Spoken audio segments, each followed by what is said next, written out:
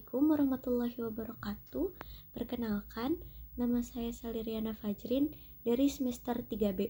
Di sini saya akan mereview materi pertemuan pertama, Hukum Pidana Lanjutan yang disampaikan oleh Ibu Profesor Dr. Hajah Heni Nuraini SHMH beserta asisten dosennya Bapak Dr. Rendi Arid Hayandi SHMH.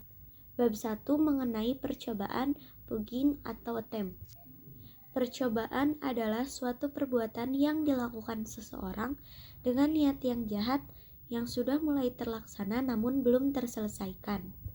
Sifat-sifat percobaan yang pertama ada sebagai dasar atau alasan memperluas dapat dipidananya seseorang atau straffaus denungsgrund, yaitu seseorang dapat dipidana apabila sudah memenuhi unsur pasal 53 walau tidak memenuhi unsur delik. Yang kedua, ada sebagai dasar atau alasan memperluas dapat dipidananya suatu perbuatan atau Tatbestand Ausdehnungsgrund atau tindak pidana percobaan merupakan suatu tindak pidana yang bulat dan lengkap. Percobaan bukan delik sempurna dalam bentuk khusus. Dalam pasal 53 ada 4 ayat. Yang pertama, mencoba melakukan kejahatan dipidana jika niat untuk itu telah ternyata dari adanya permulaan pelaksanaan dan tidak selesainya pelaksanaan. Yang kedua, maksimal pidana pokok terhadap kejahatan dalam hal percobaan dapat dikurangi sepertiga. Yang terakhir, yang ketiga, jika kejahatan diancam dengan pidana mati dan pidana seumur hidup, dijatuhkan pidana paling lama 15 tahun. Dan yang keempat, pidana tambahan lagi percobaan adalah sama dengan kejahatan selesai.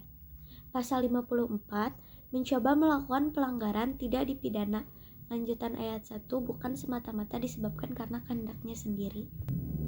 Dasar patut dipidananya percobaan. Yang pertama, teori subjektif, yaitu perbuatan terletak pada sikap batin atau watak yang berbahaya dari pelaku.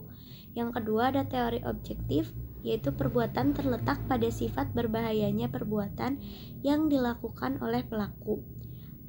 Lalu ada lagi formil, yaitu perbuatan dianggap berbahaya terhadap tata hukum. Dan yang kedua ada material, dianggap berbahaya terhadap kepentingan atau benda hukum. Unsur-unsur percobaan yang pertama niat, yang kedua permulaan pelaksanaan, yang ketiga pelaksanaan tidak selesai bukan kehendak sendiri. Percobaan mampu dan tidak mampu. Percobaan tidak mampu muncul apabila perbuatan pelaksanaan telah dilakukan tetapi delik yang dituju tidak selesai atau akibat yang terlarang menurut undang-undang tidak timbul.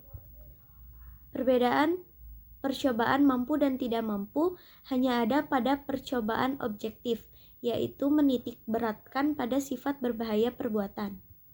Percobaan tidak mampu dapat dibedakan karena alat.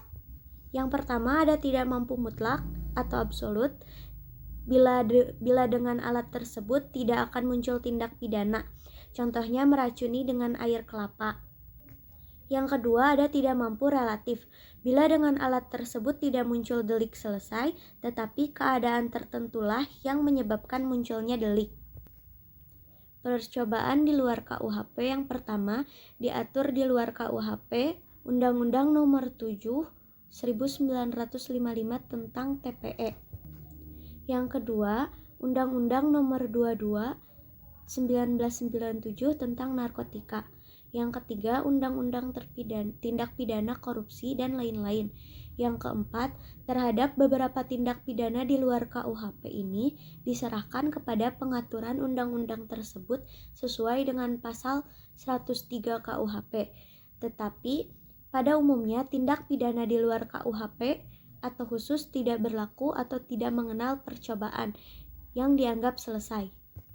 Sekian, wassalamualaikum warahmatullahi wabarakatuh.